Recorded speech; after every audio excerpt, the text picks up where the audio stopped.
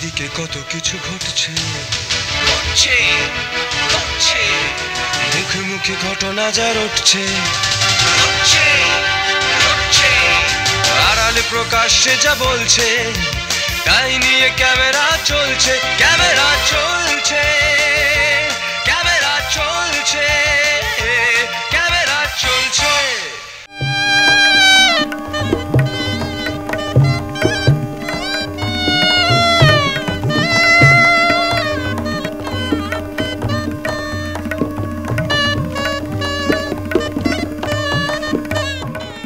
বিয়ের মরশুম শুরু হয়ে গেছে।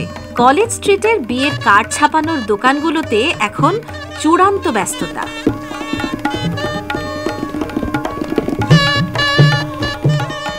বঙ্গদেশে বিয়ের ছাপানো আমন্ত্রণপত্রের যুগ শুরু হয় প্রায় ঊনবিংশ শতাব্দীর মাঝামাঝি থেকে। সেই ধারা আজও প্রবহমান।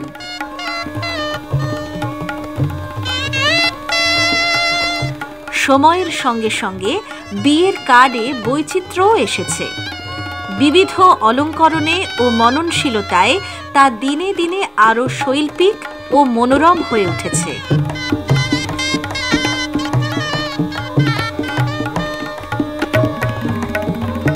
আজ ডিজিটাল মিডিয়ার উত্থানের সাথে সাথে বিয়ের আমন্ত্রণগুলিও ধীরে ধীরে ই কার্ডে রূপান্তরিত হচ্ছে ঠিকই, তবে বিয়ের কার্ডের আকর্ষণ এখনো অনেকের কাছেই বিশেষ তাৎপর্যপূর্ণ।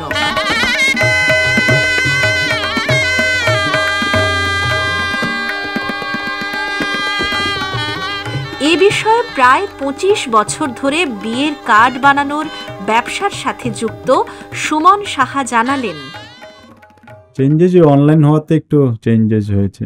অনলাইন হওয়াতে মানে ই কার্ড, ফেসবুক, হোয়াটসঅ্যাপ হতে আগে যেমন কোয়ান্টিটি হতো সেই কোয়ান্টিটি অনেকটা এখন একটু কমে গেছে আর কি। এখন হোয়াটসঅ্যাপ, ফেসবুক, হোয়াটসঅ্যাপ পাঠিয়ে দিচ্ছে, ই কার্ড করে পাঠিয়ে দিচ্ছে। বা আমাদের এখান থেকে মনে করুন যার 500 কার্ড দরকার বা 300 কার্ড দরকার, সে কোয়ান্টিটিটা কমে যাচ্ছে, সেটা আপনার 300টা 200 হয়ে যাচ্ছে, এরকম হয়ে যাচ্ছে। ই কার্ড করে দিচ্ছে, ই কার্ড হোয়াটসঅ্যাপ পাঠিয়ে দিচ্ছে।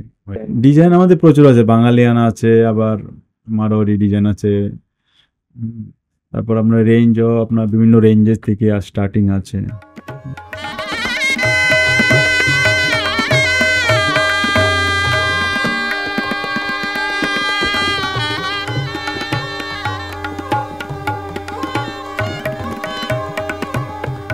কৈখালী থেকে মেয়ের বিয়ের কার্ড বানানোর জন্য সস্ত্রীক এসেছেন আব্দুল আজিজ সর্দার।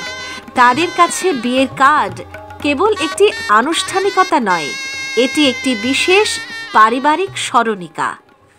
বিয়ের কার্ড একটা সেন্টিমেন্ট জড়িয়ে থাকে।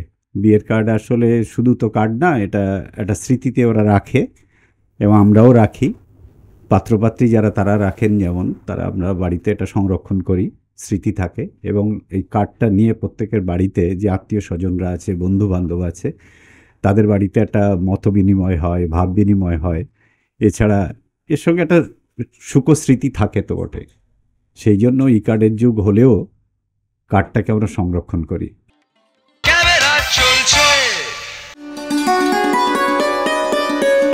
নির্বাক অভিনয়, চোখ মুখের অভিব্যক্তির সঙ্গে হাত পায়ের সঞ্চালনায় ঘটনার নিখুঁত বিবরণ দর্শকদের কাছে তুলে ধরাই মূকাভিনয়, নাট্যশিল্পের এক বিশেষ দিক।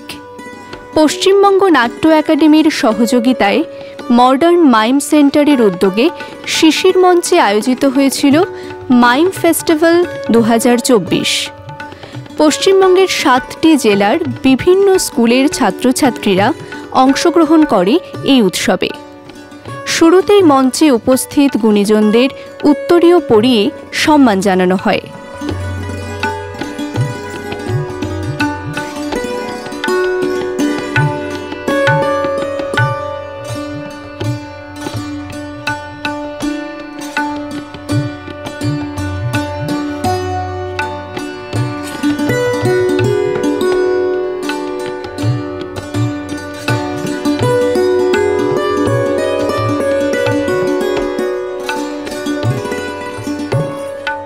সকলকেই জয়গ্রাম সোশ্যাল ওয়েলফেয়ার সোসাইটির পক্ষ থেকে সশ্রদ্ধ প্রণাম জানাই। আমি যাদের নিয়ে কাজ করি অধিকাংশ ছেলে মেয়ে কথা বলতে পারে না, শুনতে পায় না, হিয়ারিং ইম্পেয়ারমেন্ট ছেলে মেয়ে, তাদের কাছে সাইনে কিছু যদি করানো যায়। আমরা ইন্ডিয়ার কিছু জায়গাতে গেছি, কয়েকটি স্টেটে, সেখানে বাচ্চাদের পারফর্ম সেন্টার বলছি, অটিজম, এই সমস্ত বাচ্চা, হিয়ারিং ইম্পেয়ারমেন্ট বাচ্চা, তারা যে পারফর্ম করে, তারা সাইনের মাধ্যমে তারা যে স্টেজ শোগুলো করে, সেরকম কিছু করার আমার ইচ্ছা ছিল। তার জন্য আমি কিছু লোকের সাথে পরিচয়ও করেছি যে আমার এরকম একজন ট্রেনার দরকার। শুক্রিয়া আল্লাহর যে ট্রেনার আমার খোঁজে হাসনাবাদে চলে গেলেন, যে এরকম বাচ্চাদের নিয়ে আপনি কাজ করেন, বাচ্চাদের মাইম শেখালে কেমন হয়। এরপর ছাত্রছাত্রীদের শংসাপত্র দেওয়া হয়।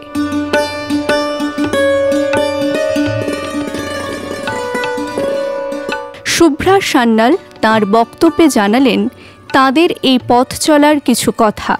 আমরা নাচ, গান, অভিনয়, নাটক ইত্যাদি শিল্পকলার সঙ্গে সবসময় পরিচিত, কিন্তু মূকাভিনয় নামের এই শিল্পকলাটি খানিকটা আমাদের কাছে যেন কিরকম একটা দূরানি টাইপের। এর চর্চা, এর অনেক অনুষ্ঠান, এর ছাত্রছাত্রী ইত্যাদি যাতে আরো ভবিষ্যতে বেড়ে যায় এবং অনেক অনেক বাচ্চারা এতে ইন্টারেস্টেড হয় এবং তারা অনুষ্ঠান করতে আসে, ভালো লাগে তাদের, এবং এই মাধ্যমটা সম্পর্কে অবগত হয়, সেই কথা ভেবে কমলবাবু জেলায় জেলায় গিয়ে বিভিন্ন বাচ্চাদের সংগঠন করেছে এবং একসঙ্গে তাদেরকে শিখিয়েছে এবং তারা তাদের দিয়ে অনুষ্ঠানও করেছে। উদ্যোগী সংস্থার পরিচালক কমল নস্কর জানালেন, 2019 থেকে আমরা এই মূকাভিনয় উৎসব শুরু করেছি এবং এই উৎসবের সবথেকে বড় কাজটা হলো পশ্চিমবঙ্গের বিভিন্ন জেলার যে ছোট ছোট বাচ্চা যারা কোনোদিন মূকাভিনয় সম্বন্ধে কোনো কিছু জানে না, তাদেরকে জানাবার জন্যই আমি 19 থেকে শুরু করেছি এই কাজ। এবং আজকে আমরা প্রায় 8টা জেলায় পৌঁছেছি। তার মধ্যে হুগলি আছে, আমাদের হাওড়া আছে, বীরভূম আছে, বর্ধমান আছে, এছাড়া অনেক গ্রাম, বাঁকুড়া আছে, পুরুলিয়া আছে। আমরা প্রচুর গ্রাম ঘুরেছি এবং সেখানে বাচ্চাদেরকে গিয়ে শিখিয়েছি এবং শেখাবার পরে আজকে আমরা প্রতি বছর এরকমভাবে এই সময়তে আমরা ফেস্টিভ্যাল করি এবং আজকে আমাদের খুবই আনন্দের দিন যে এতগুলো বাচ্চা মূকাভিনয় করবেন যারা মূকাভিনয় সম্বন্ধে অনেক কিছু জানেই না কোনো কিছু।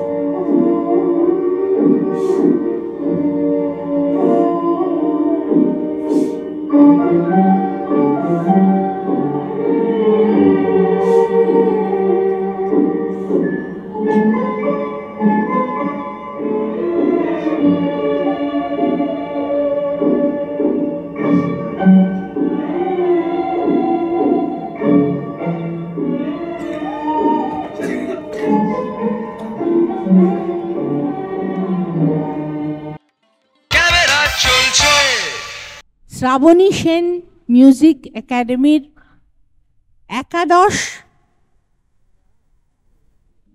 বর্ষে উপনীত হয়েছি। এখন এই একাডেমি নিতান্তই বালক বা বালিকা যাই বলেন, আরও আস্তে আস্তে এর উন্নতি হবে।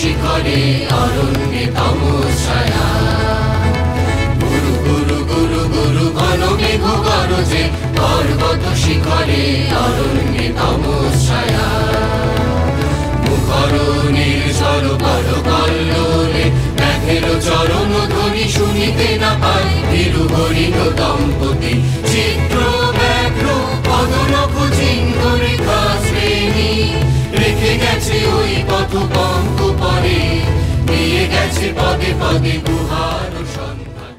পুরো কৃতিত্বটা আমি একেবারেই নিতে পারি না। আমার সমস্ত ছাত্রছাত্রী, আদরের ছাত্রছাত্রী, আমার টিচার্সরা, আমার অ্যাডমিনসরা, আমার HR, এরা না থাকলে এই আজকের এই অনুষ্ঠানটা হতে পারতো না। তবে আমার মা একটা কথা বলতেন যে ভালোর কোনো শেষ হয় না। কি ভাবিছ না